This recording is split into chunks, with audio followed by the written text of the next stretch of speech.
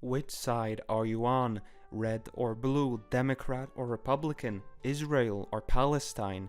It's interesting how our society always comes up with the same two-choice question over and over again, and refusing to pick a side is probably the most damaging choice, as you effectively invalidate this political rivalry as pointless and stupid. You effectively insult both sides at once and make yourself hated by everyone. But someone has to bear that cross. The contemporary right wing has found itself in an interesting predicament when asked to choose which side in the Palestine-Israel conflict they're on. Most young guys like me will say, of course Palestine. But then you realize you're siding with crazy women on SSRIs, gender goblins, and this poor child, and suddenly you discover that you don't care as much about Palestine as you thought previously. So you look back to the Zionist side, and you see Ben Shapiro advocating for another intervention in Iran because they are about to create, for real this time, the ever-elusive weapons of mass destruction again. You see Zion Dawn spurring out about how this whole Epstein thing never happened, and worst of all, you see the misfit patriot showing signs of life.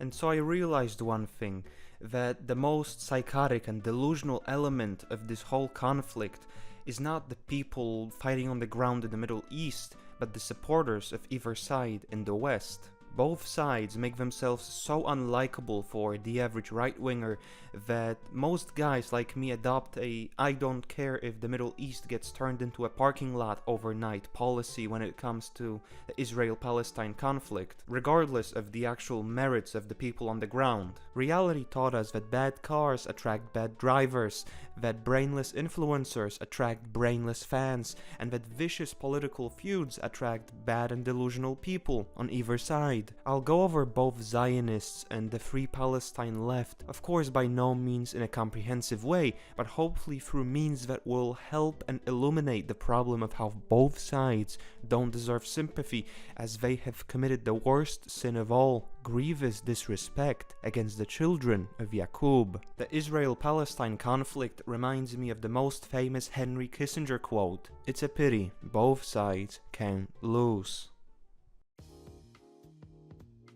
At the very core, the left worships one god, the god of emancipation. For them, politics have always been a case of the weak going up against the strong. In their mind, the weaker ends up almost always having a moral imperative over the stronger. We can most vividly see this tendency in the whole Free Palestine discourse, where the weaker, less civilized Arabs have to fight the evil colonizers of their land that have the support of the largest military-industrial complex on the planet. Leftists see Zionism as an extension of the Western oppressive colonizer white mindset. They don't read history, so we can excuse their lack of any ethnic or cultural nuance and the inability to separate Jewish civilization from the West, even though they are different entities. As a result, when they fight Zionism, they think that they're standing up to white colonizers that champion white imperialism, that are funded by white people in America. This way of viewing reality is wrong for two reasons. First of all, just because someone is a colonizer and is more civilized and wealthy than the surrounding populations doesn't mean that they're white, as Jews, both genetically and culturally for the most part, aren't white and have always fought against being assimilated into European society. And second of all, just because Israel steals US tax money doesn't mean it's American imperialism. By the same virtue of how the British mined gold in Africa and funded their campaigns with it, you wouldn't say it was African imperialism, even though it was African gold that funded British conquest. I know that talking about how the left misuses the word Nazi is just reheating 2016 political discourse, but stick with me here. With every political conflict, that word loses more and more of its meaning, but this time, it's done so in a very ironic way. The reason why it's funny is that it was primarily Jewish-made media and wartime propaganda that crafted the image of the Nazi, and so the only reason why most leftists nowadays just throw the word around completely detached from its actual descriptive meaning of National Socialist is because of that depiction of Nazism as the ultimate evil in the media. The word itself just becomes a synonym for evil, and the funny thing being that the phenomena of leftists calling Israel a Nazi state is to a larger degree caused by leftists being raised on media produced and directed by people of dual American-Israeli citizenship. Leftists like to say that Zionism is a white supremacist project, as if it is the evil white ruling class that for a century has been lobbying for Jewish settlement in Palestine and forcing and brainwashing the poor Jews into thinking that Zionism is what they want. My brother in Yakub, Zionism sprang out as a rejection of Jewish assimilation into European culture, the so-called Haskalah, and the creation of Israel was facilitated by a large Jewish banking family. The leftists hate white people so much that they will just impose them onto every enemy they have. It's interesting how one-dimensional the perspective of the average leftist is on politics. You see a guy like Hassan lumping together Ben Shapiro and Nick Fuentes in the same bag of Nazi, which I don't think is that accurate, as one is a Jewish conservative that said that he has no problem with the so-called browning of America, while Nick is just possibly, maybe closer to someone you'd call a Nazi. There's been a study performed a few years back that showed that right-wingers, despite being seen as close-minded and xenophobic, possess a greater diversity of opinion than the leftists. And I propose a new study to be done, the focus of which would be the fact that certain left-wingers show a greater amount of nationalism than actual right-wing nationalists themselves. You'll never meet as fierce of a blood and soil nationalist as a leftist obsessed with some post-colonial backwards people group from the third world, of course Palestine being the crowning jewel. It's truly intriguing how, generally progressive types, regardless of their socialist, Marxist outlook on gender, race, whatever, will always be blood and soil nationalists for foreign people groups. They'll ram it into your head that these people deserve that land and have the God-given right to live there, but when it comes to doing the same thing for white people, despite most Free Palestine leftists being white, they will happily cheer on the demise of their nation and race, just because it's done mean things to the fucking Unga Bunga people of southern Zimbabwe in the 18th century. This frame of mind is caused by being raised on stories of noble savages, of the indigenous, weak and uncivilized, being portrayed as more enlightened and more in tune with nature than the evil colonizers. Avatar, Dances with Wolves, Pocahontas, to name a few, all instilled a subconscious ideological inclination towards seeing power, organization and civilization as inherently oppressive, while the spear-chucking, dirt hut inhabiting, body-mutilating natives are seen as morally upright, virtuous and in tune with nature, as if that means anything. Knowing how the average leftist has been conditioned to think from birth, we can now understand, first of all, why they pick the side of Palestinians, and second of all, why they call Israel a Nazi state. Although it's funny how being conditioned by generally Jewish-made media to see everything Nazi as evil, and everything evil as Nazi, has backfired on the Jews, as now lefties call Israel a Nazi state. The Free Palestine movement is an inherently anti-white movement. They'll just shill every brown and oppressed population in the world and will always impose onto that their hatred of white people. It's always a white colonial force, it's always a blunder of just white people drawing lines on the maps. Even if the oppressors aren't white, it's always white people that get roped into responsibility. They'll always create a false reality in which everything the token oppressed brown people group is fighting against is just a projection of what the left hates, so right-wing nationalism, racism, white colonialism, and religious zealotry. These guys will always find a way to rope white people into responsibility for that conflict, and will always find a way to superimpose the white right-winger as the ultimate enemy.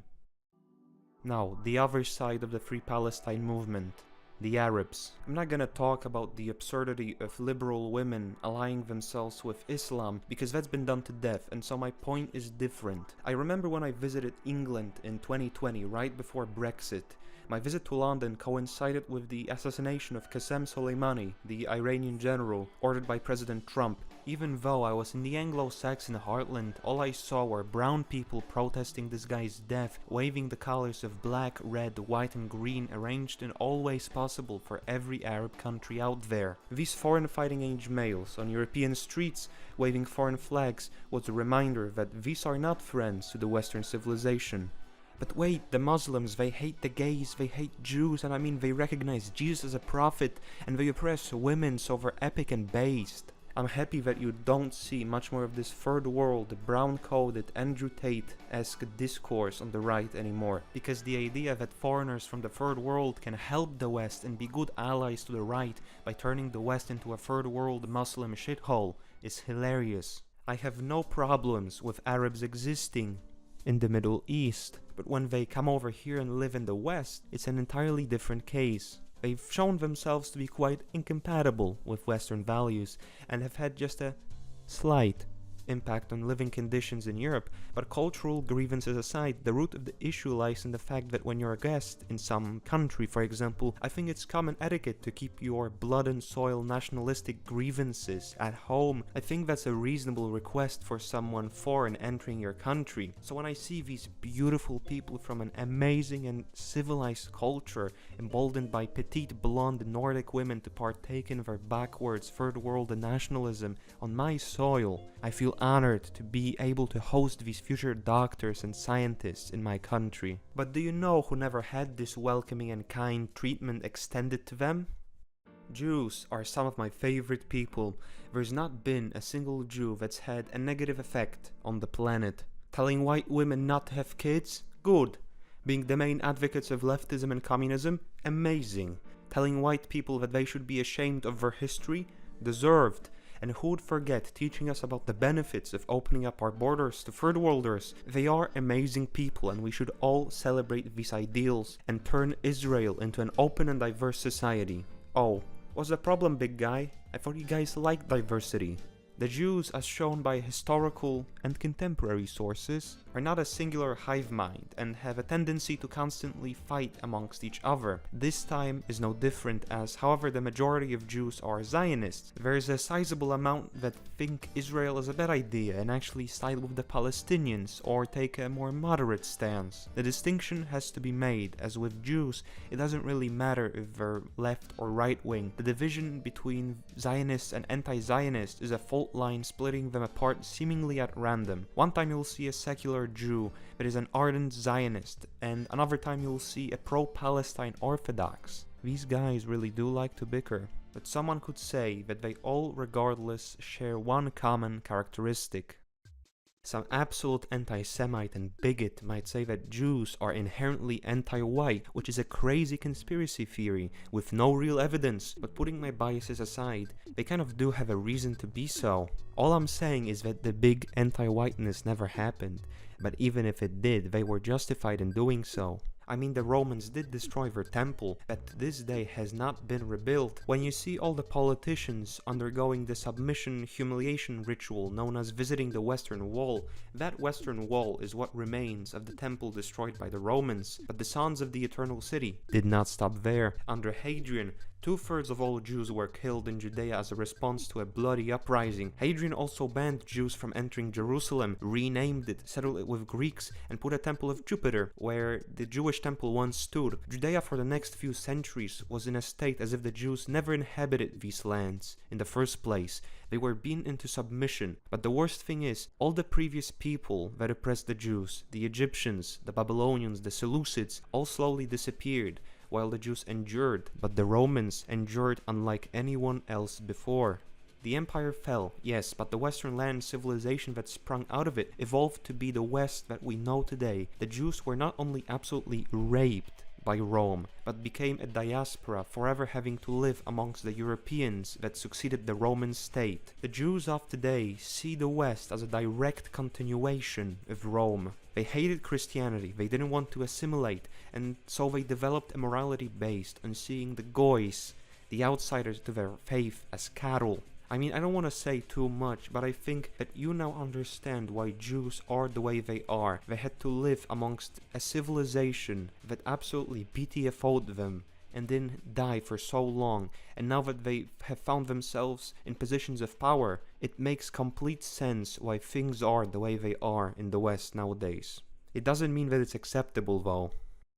Israel is America's greatest ally. That information is actually untrue because that spot is occupied by Albania because Albania didn't attack an American ship unprovoked and killed 34 people in complete deliberation. But who am I to judge? People who make the point that Israel is an ally to America always follow the same line of argumentation and will always end up running in circles. It's the patented greatest ally fallacy and serves as a typical way of reasoning used by neocons and neolibs trying to justify why the US is essentially paying tribute to Israel. It always goes something like this: Israel needs that money because they're an ally to America and provide intel and fight enemies of the US like Iran or Iraq. But here's the problem: the only reason Iraq and Iran were threats to the US in the first place was because they were threats to Israel. Before Israel was created, before 1948, the US had no adversaries in the Middle East, so the line of reasoning goes from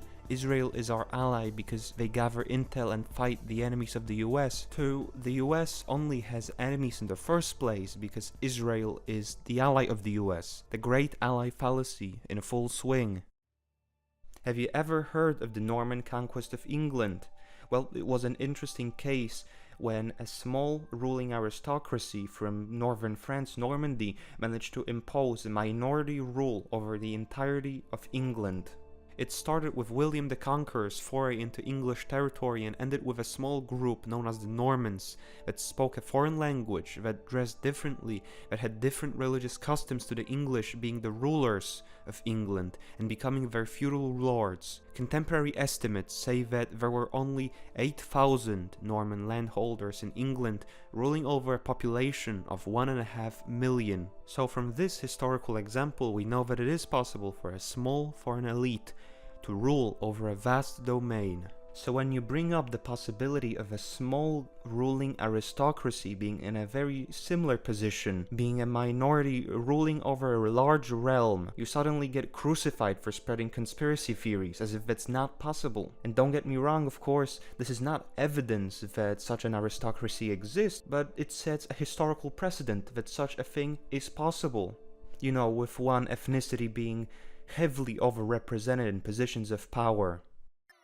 Have you ever heard of a creature known as the golem? In Jewish folklore, it's meant to be a humanoid creature that is created from inanimate matter, usually stone or clay, that is like an incomplete husk of a human, a brainless drone that is a protector of the Jewish community. There exist many interpretations of what a golem actually is, ranging from Kabbalistic black magic rituals meant to, through sorcery, bring life to an inanimate statue built out of clay, to just a metaphor for someone who is dull, lethargic, and predisposed to be of servile nature, because not words but actions speak loudest. Let me present to you the kosher rite, an entity so servile and dull it only could have been conjured up by Kabbalistic black magic. I would contend that golems actually exist in real life and live amongst us, or rather, above us. The golem class, that's what I like to call the ruling elites of the West, simply because of how servile they are to the God's chosen tribe. There exists an interesting phenomenon that I like to call the conservative trap. It happens when you overlay who supports Israel or Palestine onto a political spectrum. Of course, the spectrum itself is gay and abstract and doesn't convey political nuance, but stick with me here. The important thing is that the center-right, the conservative bloc, is the only organized political persuasion apart from the Zionists themselves that support Israel in the US, for example. As a matter of fact, with a high level of certainty, I can say that there are more supporters of Israel in the conservative bloc than there are Jews in the US. The living and breathing strength of Israel lies in the demographic of 40 to 80-year-old conservatives. There isn't a larger electorate blindly supportive of anything Israel does than mild boomer conservatives. You know, at this point, I'm not surprised that some Jews refer to us as cattle. White people are never beating the Goyim allegations after this. The reason why I call it a conservative trap is because that area is constantly shrinking, because Ben Shapiro's Kabbalistic spell on the right is being slowly broken, and the confines of this Zionist safe haven are constantly being pushed inwards by the fact that both the left and the right have nothing but contempt for the Zionists. Also, it wouldn't be a video on Zionism if I didn't bring up Zion Don himself, because there isn't a worse case of Stockholm Syndrome on this planet than the relationship of the right wing and Donald Trump. Each time Trump does something actually based and funny, like sending 4'5" Guatemalans to Alligator Island or saying that one funny word, he follows it up with sending $20 billion to Israel. It really is a shot better off with no chaser. It's funny to see the constant back and forth of Trump fans between trusting the plan and being completely blackpilled on the guy. So to summarize this whole dichotomy, on one side you have leftists and Arabs which hate the West and white people, and on the other side you have the God's chosen people which either are the same anti-white leftists or are political con artists trying to make the right swallow the golem pill and make them into good little slaves. You might also say that I just spent a whole video crying about neither side liking white people, which is fair because that's what I did, but at least I wept for my own people, unlike everyone else lending their sorrow to foreign brown people in the Middle East. I made the case that the Free Palestine leftists are inherently anti-white. On the other hand, if I make the case that there may exist a group of people that possibly maybe has a predisposition towards disliking white people and has been known to hold a historical grudge against them, that has an entire political class that is entirely servile to their interests, ethnic interests, I would be taken off this platform for spreading hate speech and conspiracies, and that would be bad because anti-Semitism itself is evil, and so I'm not gonna say that. Jews feel attached to Israel. It makes sense that they care because they have an ancestral connection to that land. Arabs and Muslims, of whom the West is full of, also have a reason to root for their side, but why should the average white guy, whether from Europe or the US, care about and subsidize either side when his own people are slowly going extinct? It shouldn't be a cultural norm for anyone to value some other foreign group of people over their own, and it shouldn't be normal for governments to pick sides in a faraway blood feud when the country itself is falling apart. I know theory crafting is gay, and so I won't do too much of it, but people have to realize that in a world of tribal conflicts and blood feuds, you can only survive if you value your own people first, because if you don't, you're just going to get overrun by third worlders from a less civilized culture who do value their own, and your money, it's going to be stolen by a ruling elite that also values its own ethnic goals over anyone else's. It's a pity both sides can't lose.